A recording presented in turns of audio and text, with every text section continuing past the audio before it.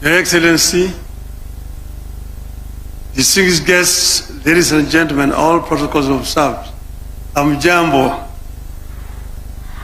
Hamjambo tena.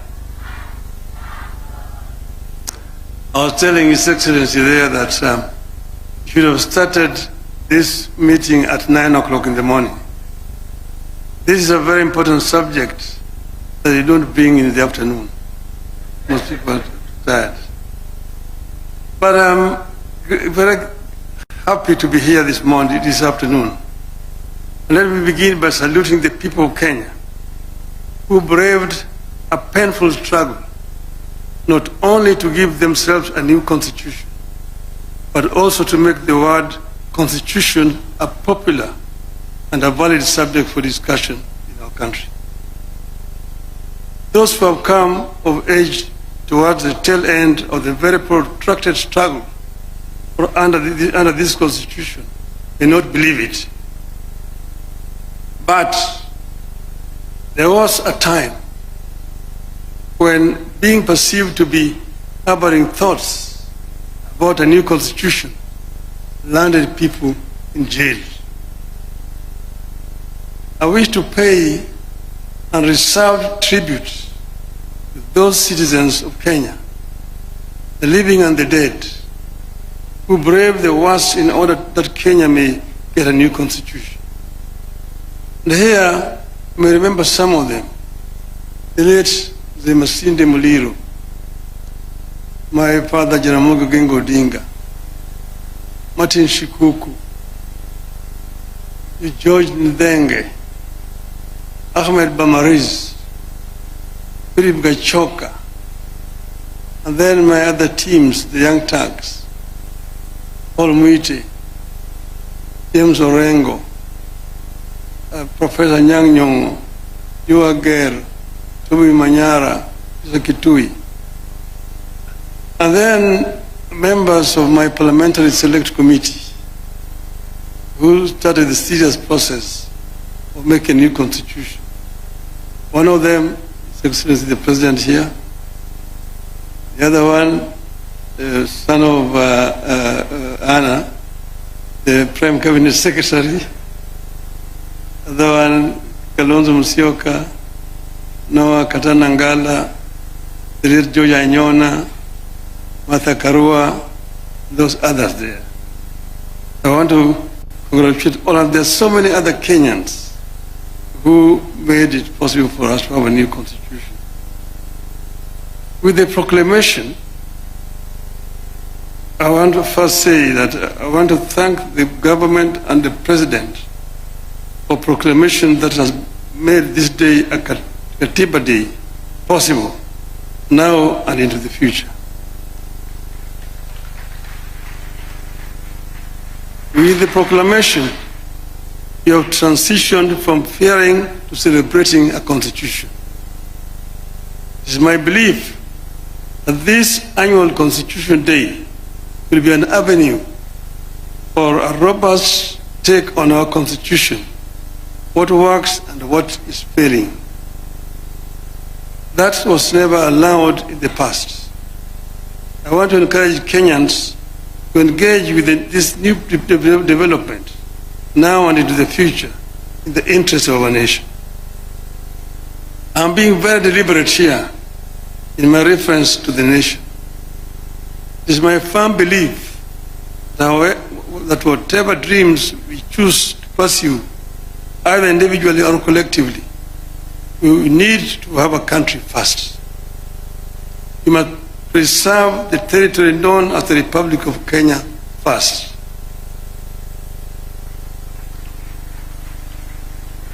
Then, within that territory, you can agree or disagree on the validity of our dreams as individuals or a nation. Since you promulgated the Constitution 2010, we have reaped a bountiful in some areas and a whirlwind in others. I wish to reflect with you on how some of the institutions that came with the Constitution have improved our country, where others have left plenty of room for improvement. Fellow Kenyans, Before the 2010 Constitution, the High Court was identified as a core enabler of the maintenance and extension of tyrannical rule in Kenya.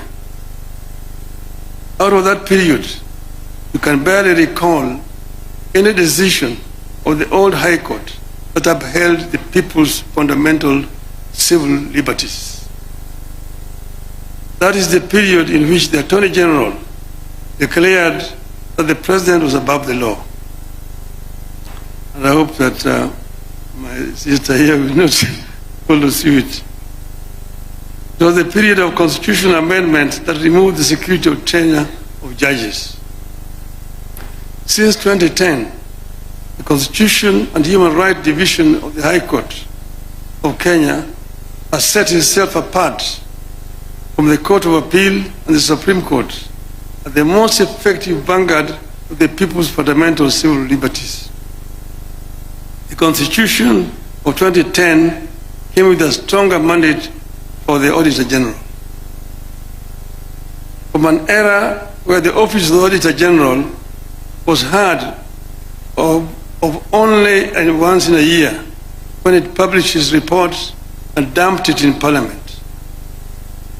Our Auditor General since 2010 have been bold, brave, and easily identifiable for standing up for the public interest.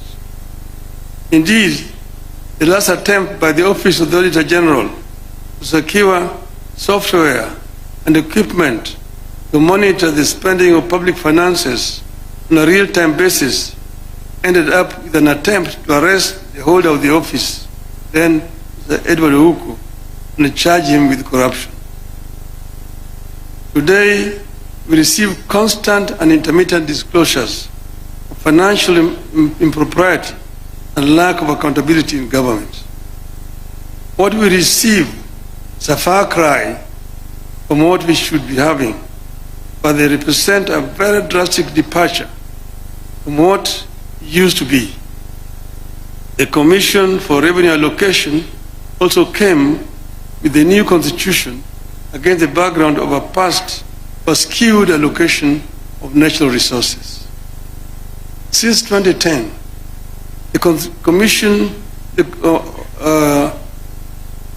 commission that was established to make recommendations concerning the basis for the equitable sharing of revenue raised by the national government between the national and county governments among the county governments has managed to do so without accusations of political bias.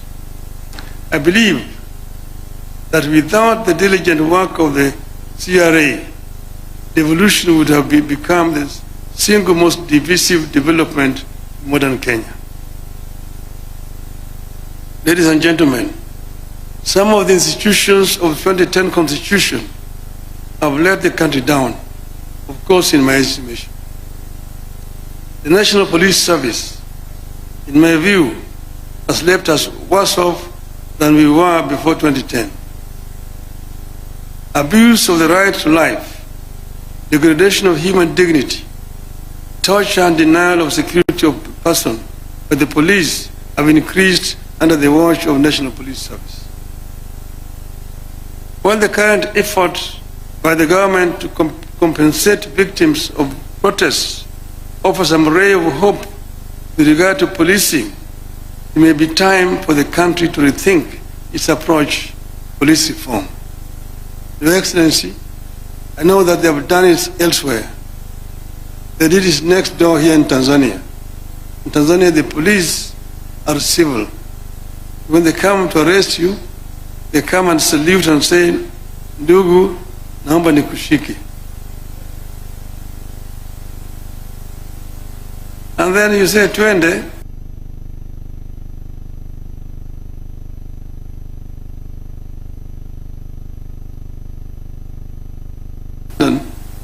You go to the cop. They call the Bobby. "Excuse me, could you show me the road to Trafalgar Square?" "Oh yes, Trafalgar Square, yes. Walk straight on. Turn to the left. 100 yards. Turn to the right. Straight on. You can't miss it." They say, Thank you. They says, thank you, sir. In Nairobi, you get lost. Afande, ninyeshe njia ya kwenda Kariakoo. Umepotea? Ndio. Wapi kitambulisho? Sikubeba kitambulisho, niliwacha nyumbani. Una kitambulisho? Bingo. In the cells. Tomorrow you are in court, loitering with the intention to commit a felony. We need to change this. The Independent Electoral and Boundaries Commission equally stands out as an institution that has made no progress securing for Kenyans what they sought. The same issues that Kenyans faced in 1992 when it held its first multi-party elections still hound us. Let us hope that the new electoral commission that we put in place is going to make a difference. Confidence in the commission remains extremely low. Election officials and the processes remain some of the most distracted and divisive in Kenya. Our elections are some of the most expensive in the world. That is, the cost of per ballot is much higher, 5 times it is in the United States. It never seems to matter how many times we turn over the commissioners or election technology. The doubts remain while the costs get higher. I want to hope that the latest version of IBC will tame the tide against the negativity and doubts that surround the institution. The Director of Public Prosecutions was also a new and exciting creation of the new Constitution. It has largely failed to deliver on the high expectations of Kenyans. Just 1 year before we promulgated the new Constitution, in 2009, Attorney General of Kenya was described by a special rapporteur of the United Nations as the embodiment in Kenya of the phenomenon of impunity. That description remains accurately descriptive of the Office of the Director of Public Prosecutions in Kenya today. However much some of the institutions that came with the new constitution have lived below expectations, as a nation, we are in a better place and more hopeful than we were before 2010. And as we work to perfect the areas in which the Constitution is struggling, we also need to take a fresh look at parts of the Constitution whose implementation have been problematic. For instance, Article 1 of the Constitution tells us that the people may exercise their sovereign power either directly or through their democratically elected representatives. Kenyans seem to know how to exercise sovereignty through their elected representatives. You know, you go to the ballot, you elect your MCA, elect your MP, your women rep, your senator, governor, your president. There is zero clarity, however, on how to exercise sovereignty directly to achieve desired results. How do 55 million people exercise direct sovereignty? It's a question for the lawyers. Secondly, I believe the time has come for the country to relook the whole issue of devolution. Kenya, in my view, is too tiny for 47 devolved units.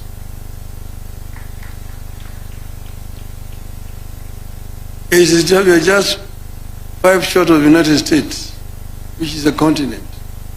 Nigeria, with over 200 million people, has got 34 plus Abuja. South Africa has got 9 provinces. I won't advocate for abolition of any county, but I believe we are ripe for a 3-tier system that has county, regional, and national governments. I believe the articles introduced in the Constitution to strengthen the provincial administration need to be reviewed, the view to abolishing the system. This was an issue at Bomas of Kenya, the provincial administration. And we said it was a relic of colonialism that has no place in independent Kenya. Yet we seem to be reviving it. We equally need a review of all the laws that create national institutions and funds for functions better performed by county governments. We are not opposed to implementing projects at the constituency. But under this constitution, constituency is not a devolved unit. Devolution has two levels, national and county levels. It is not right for the national government to jump the county government and create another unit below the county government where you call it NG. It is not necessary. Work through the county government. The money that we are giving to the people to go and implement projects at the constituency, give it to the counties. The county be the ones implementing. And let Parliament do what is constitutionally mandated to do. Representation, legislation, and oversight.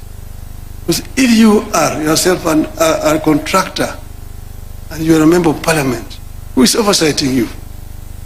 I've said this amendment that you brought to the Parliament, bring it there, but let us take it to the people. Let us take it to a referendum and test if the people will accept it. Let us check if the people will accept that members of Parliament can be oversighting and also implementing at the same time. Over this, there's no compromise. Tunaenda kwa wananchi. So, Your Excellency, I know that this particular stand is making me very unpopular, but I just don't care. I will stand my ground on this particular issue. With those many remarks, thank you very much. Happy Katiba Day.